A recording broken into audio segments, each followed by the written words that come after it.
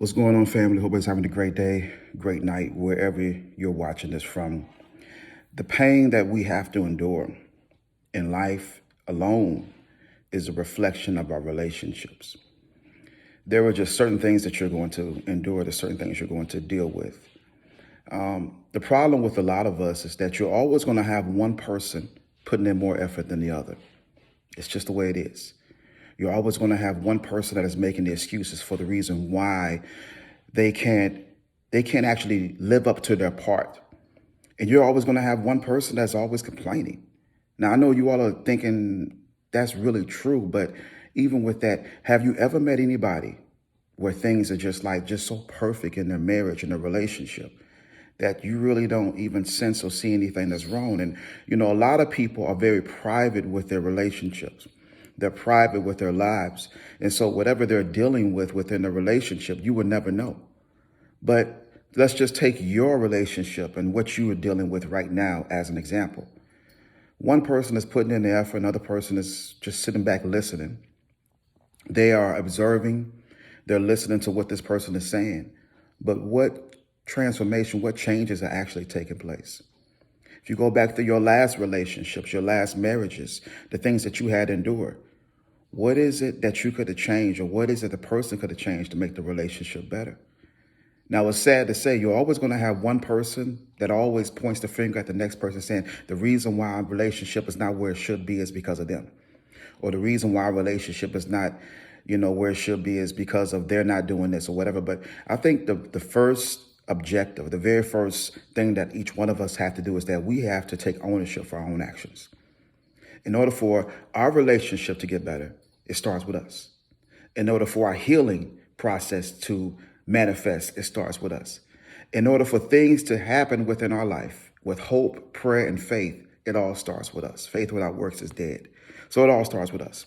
We can trust God, we can believe the therapist, we can believe the counselor, but it all starts with us. We have to start healing within ourselves. It all starts mentally. You have to start believing it. You got to start speaking it, and you got to start trusting it. All these things happen, and they coexist with each other.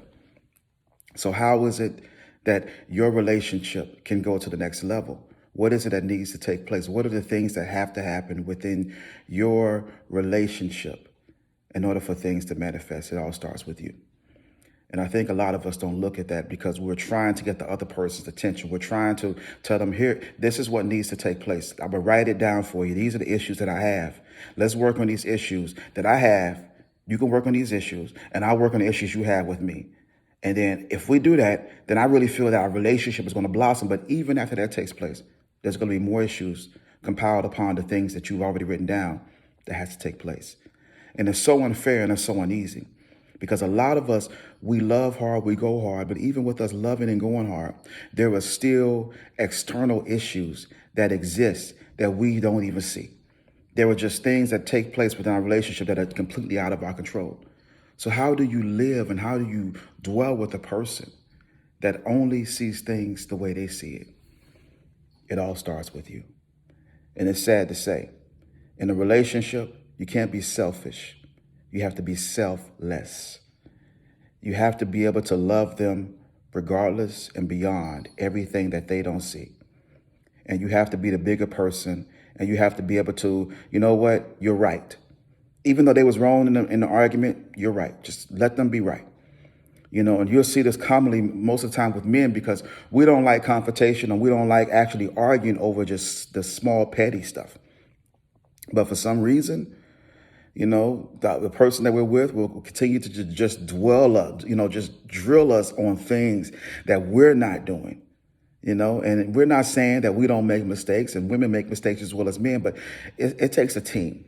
It takes for two people to honestly open their eyes and see exactly what they want and work on their relationship. So you all, the pain that you're dealing with, I understand. The situations that you are enduring, I have been there. I understand how it feels to be in a relationship and be lonely, to be married and be lonely, to be working on a relationship where it just seems like you're all by yourself and the person that you're with does not even see your worth. I understand all this. So how do you do it? How do you find peace? The only way you're going to find peace is that you're going to have to start manifesting the healing within yourself, trusting God, dealing with things mentally, physically, and spiritually, getting yourself at a place that you're working on you. And once you do that, I promise you, things will turn around. All right?